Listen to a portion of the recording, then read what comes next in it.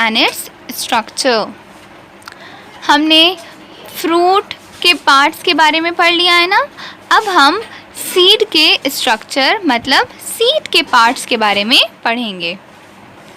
तो अब आप ये बताइए कि प्लांट्स किस तरह से रिप्रोड्यूस करते हैं। रिप्रोड्यूस का मतलब पेरेंट प्लांट से किस तरह से एक न्यू प्लांट बनता है। सीड की हेल्प से ही तो बनता है। जब हम सीड को सॉइल में सो कर देते हैं और फिर वाटर डालते हैं, तभी तो थोड़े दिनों के बाद एक न्यू प्लांट निकलना स्टार्ट हो जाता है।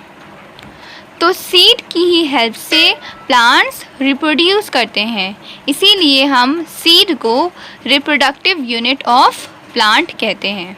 ओके, तो चलिए अब हम सीड के पार्ट्स के बारे में पढ़ते हैं।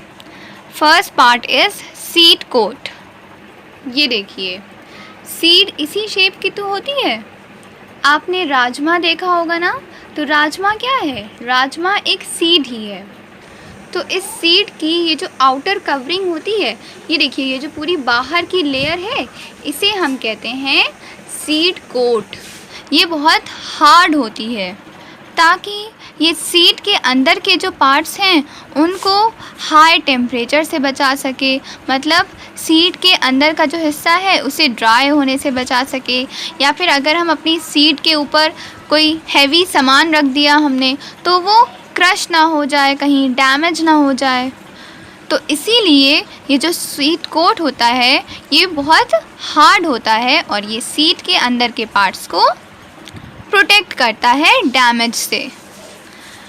सेकेंड पार्ट है सीड का हाइलम। ये देखिए, ये सीड है। सीड पर एक जगह पे एक बहुत टाइनी सा, बहुत छोटा सा होल होता है, इसे हम कहते हैं हाइलम।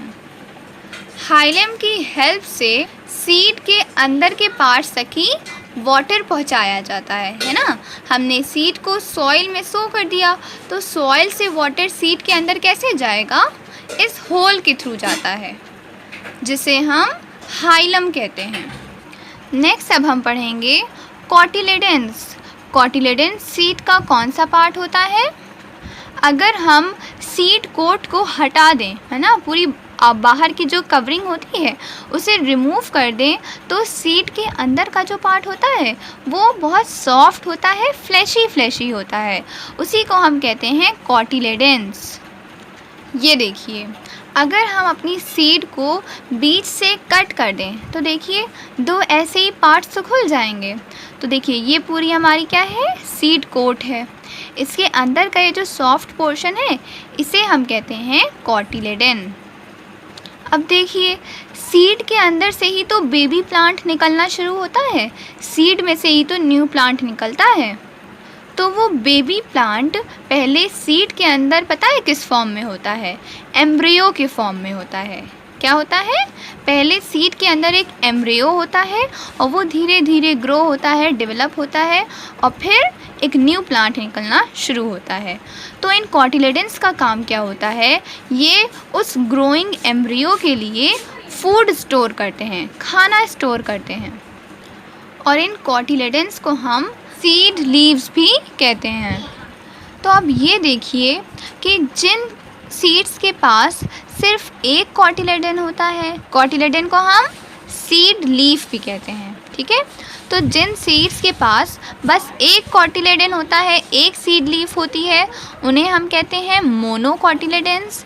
जैसे वीट प्लांट की जो सीड्स होती हैं उनमें भी सिर्फ एक कॉटिलेडन होता है। इसी तरह से बाजरा, मेज़, राइस, इनकी जो सीड्स होती हैं इनमें सिर्फ एक कॉटिलेडन होता है, तो इन्हें हम मोनोकॉटिलेडन्स कहते हैं।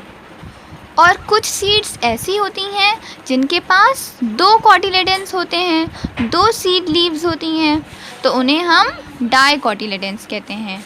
फॉर एग्ज़ाम्पल मैंगो की सीड्स, ग्राम सीड्स, पी की सीड्स, इन सभी प्लांट्स की जो सीड्स होती हैं उनमें टू कॉटिलेडन्स होते हैं, सो दे आर नोन एज डाइकॉटिलेडन्स। अब एम्ब्रियो तो आपको पता है ना क्या होता है? सीड के अंदर जो बेबी प्लांट होता है वो पहले किस फॉर्म में होता है? एम्ब्रियो के फॉर्म में होता है। फिर एम्ब्रियो धीरे धीरे धीरे धीरे डेवलप होकर एक न्यू प्लांट बन जाता है। तो देखिए एम्ब्रियो के 2 पार्ट्स होते हैं। देखिए ये है हमारा एम्ब्रियो, ये दिख रहा है आपको। तो इसका जो नीचे का हिस्सा होता है इसे हम कहते हैं रेडिकल। जब ये एम्ब्रियो धीरे धीरे बड़ा होता है, ग्रो होता है, तो ये रेडिकल क्या बनने लगती हैं, रूट्स बनने लगती हैं।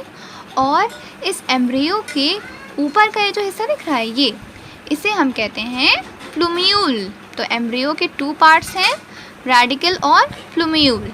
प्लूम्यूल धीरे धीरे ग्रो होकर क्या बन जाता है, स्टेम बन जाती है, फिर ऊपर लीव्स निकलती हैं, ठीक है। तो प्लूम्यूल से स्टेम्स, लीव्स मतलब कि पूरी शूट सिस्टम निकलता है। और ये जो रेडिकल होता है, रेडिकल से रूट्स बनती हैं, पूरा रूट सिस्टम बनता है। Okay, so radicle and plumule are the 2 parts of embryo.